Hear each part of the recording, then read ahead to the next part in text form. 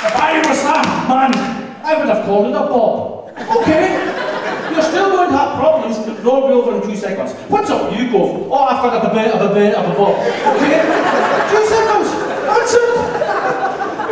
That's it. And not only the stutterers, but his wee cousin, the lisp. That's right. That's right. Some other poor bastard who can't even explain his affliction. What's wrong with you, Co? I've got a lift.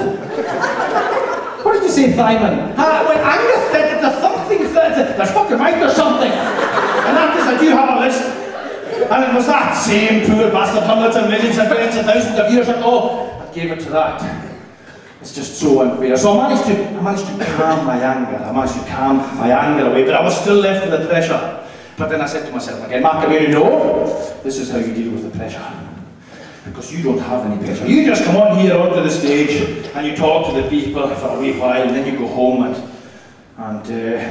whatever, you know, but there's no pressure on you at all. The people that are under pressure are the Scottish soldiers getting their arses shot off in Iraq and Afghanistan for English and American imperialist aims. They are the ones that's under pressure. The people who are under pressure are the doctors, the midwives, the surgeons, all these people with your lives in their hands. Now that's pressure. The people in NASA sending that shuttle up into space. Now that is fucking pressure. Oh yes, the space shuttle, 48 million parts, all made by the cheapest bidder. I don't think so. You won't be getting Mark noonoo up there anytime soon. Of course, if you ask my Shanna, he would tell you, there is no space. There is no moon. In fact, no man has ever set foot out of South Blocks ever. My granny, however, I haven't got to my granny yet. My granny, she's very technical savvy, you know. She's right up in the tech stuff and she really enjoys it. And she phoned me about 3 weeks ago there. And she said, "Oh, Granny, are you watching the space shuttle on your television?" I said, "No, Granny, I'm in a bit of a dark place right now." Because that's exactly what I was. I was feeling very dark and very twisted in my head, you know, just the usual noonoo kind of stuff. I said, "Oh, Granny, you're not watching the space shuttle launch. You'll never guess what's happened." I said, "Well, don't tell me it's gone and blown up again." "Oh, I know worse than that. Much, much worse than that. I've just been watching it on Sky Television and there's a black man going up as an astronaut." I said, "What?"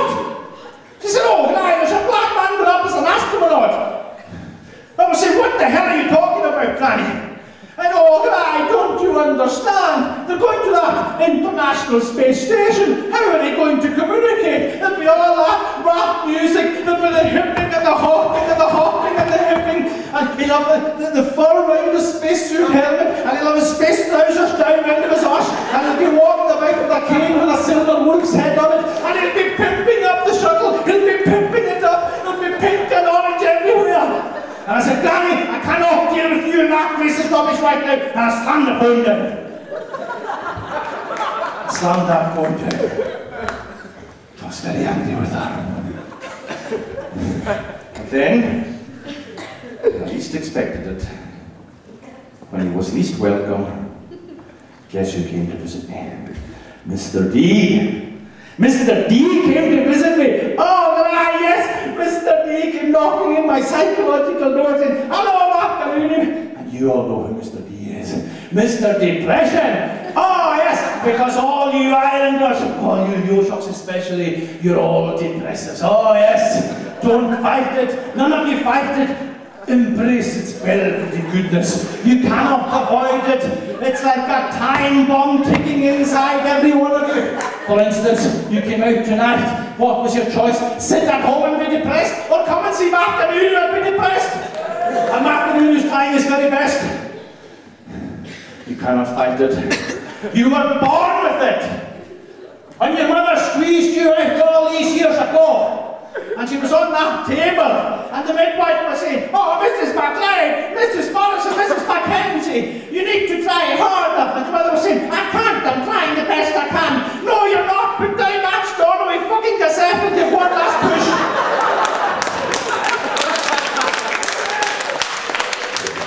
And your mother put down that Stornoway cassette and she gave one last push, and after a wee jobby out you came, screaming bloody murder.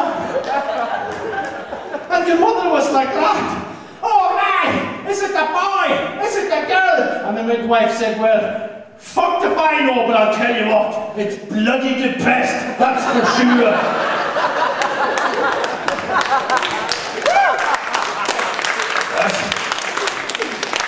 So I was thinking to myself, right, I'm fed up with this mortal coil, I've had it with a fucking long years.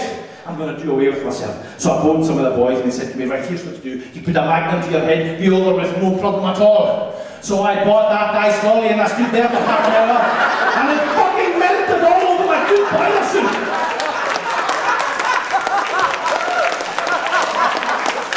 It did, my good boiler suit. I wasn't so much bothered about the brains and that, but the fucking ice cream. That's an 80-degree wash. That's, oh, how terrible, how terrible. And then I tried to commit suicide by hanging myself. I jumped off the Lanntair bridge, I couldn't find a rope, I got a piece of bungee cord from the garage door to tie the roof racks and that. Did I kill myself? No, I'm still here, but I bounced up and down 48 times. That's why I've got the #1 fashion item in the Hebrides on. Not because it's beautiful, which it is, but it's hiding all my plasters and bandages and all that, you know. Oh, hell of a time, that whole thing. It was a hell of a time. But, can I have a drink? Oh, drink, yeah.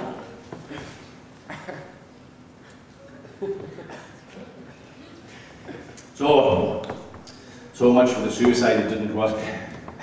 But, as it is just now,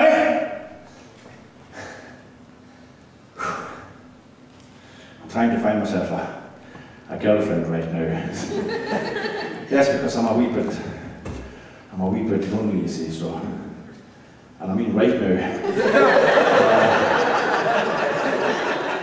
Oh, too fat. Too skinny, too fucking ugly,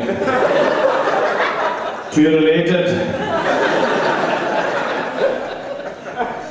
Maybe later then.